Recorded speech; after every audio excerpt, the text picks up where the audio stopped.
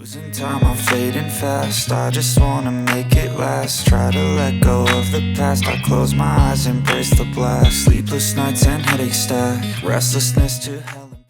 Hi everyone. Today we're taking our very first look at the Realme Neo 8. Now, ever since this phone was announced, there have been plenty of rumors floating around, but its official debut has cleared a lot of those up. What's even more interesting is that this marks Realme's return to the OPPO ecosystem. And honestly, the value for money here looks seriously impressive. I'm not going to do a full unboxing today. We'll jump straight into the phone itself. A quick shout out to my tech partner from China for sharing this video. A big thank you for making this possible. Hey everyone, it's Maiky from Maiky. If you love staying updated with the latest gadgets, make sure to subscribe and hit the notification bell so you never miss out on our exciting tech content. The first thing that instantly grabs attention is the awakening halo on the back. If you've used a Realme device before, you probably already know this feature. The halo lighting is customizable. You can keep it always on, set it to cycle, or have it flash. You can even tweak the color to match your vibe. It's a small detail, but it adds a lot of personality. Now, shifting our focus a bit, let's check out the rear camera setup on the Realme Neo 8. It comes with a triple camera system, and thankfully, none of them feel like filler sensors. You get a powerful 50 megapixel main camera along with a periscope telephoto lens, which is a big deal. The whole setup kind of gives me 2020 flagship vibes, doesn't it? The back design overall has this cool mecha-inspired look with transparent style elements. It's not actually transparent, but it visually highlights where certain components sit inside. You can even clearly see the marked NFC coil here. The design language reminds me a lot of the Realme GT2 Master Edition. Do you guys remember that one? It had that unique anchor-style edge detailing, and this phone brings back a similar aesthetic. Turning to the sides, you'll notice the metal frame. There's nothing overly flashy about it, but it feels solid and premium. The purple color option in particular has a really smooth unibody finish that blends beautifully with the back panel. Personally, I'm a big fan of this shade. It feels versatile enough for pretty much anyone, regardless of age or style. Now let's flip it to the front. The display here is what Realme calls a custom sky screen, developed in collaboration with Samsung. If you've heard about it before, you'll know it's known for its clarity. Paired with Realme's default wallpaper, the screen really pops. It looks crisp, vibrant, and just very pleasing to the eyes. Diving into the software and specs, the phone runs Realme UI 7.0, which is essentially based on ColorOS 16. Storage goes all the way up to 1 terabyte, and it's powered by the Snapdragon 8 Gen 5 processor, the same chip found in the OnePlus 15R. Battery capacity comes in at 8,000 milliamp hours. It may not be the absolute biggest battery out there, but Realme's optimization has always been reliable, so battery life shouldn't be a concern. As for memory, the unit we're looking at is the top-end 16 gig of RAM and 1 terabyte storage variant. Camera-wise, you're getting a 50 megapixel main sensor, a 50 megapixel telephoto lens, and an 8 megapixel ultra-wide. To be honest, the ultra-wide lens isn't the strongest point here, especially since it's not something most people use every single day.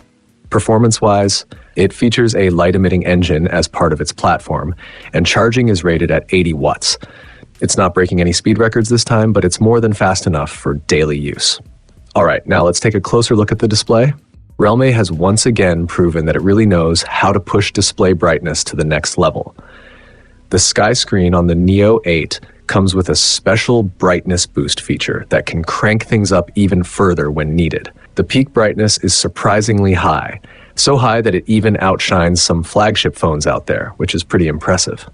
Now, moving into the lower display settings, you'll find something called Green Field Eye Protection mode. This is Realme's own eye care solution.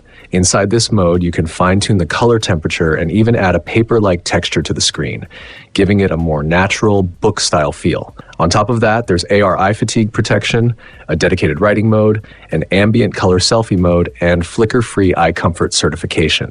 Altogether, there are quite a few eye protection options packed in here. Honestly, it feels like Realme is offering even more display care features than Xiaomi in this area. Scrolling further down the specs, you'll also find some additional features like the anti-mismatch function when looking at the camera and a 1.5K resolution display. The screen resolution sits at 2772 x 1272, and the refresh rate goes all the way up to 165 Hz. That's proper flagship level smoothness, on par with what we've seen from OnePlus devices. With that kind of refresh rate, you can enjoy many native FPS games at very smooth frame rates. Of course, it still depends on how well each game is optimized. All right, let's head back to the main interface and talk about the camera. This time, the Neo 8 includes a telephoto lens with 3x optical zoom. It actually reminds me of the lens used in the Realme GT7 Pro from last year, or maybe the year before, so the optical quality should be quite solid. Looking deeper into the camera features, there's an interesting function called tone. This feature lets you shoot with different preset styles depending on the scene you're capturing. You can also manually adjust the tone yourself if you prefer more control.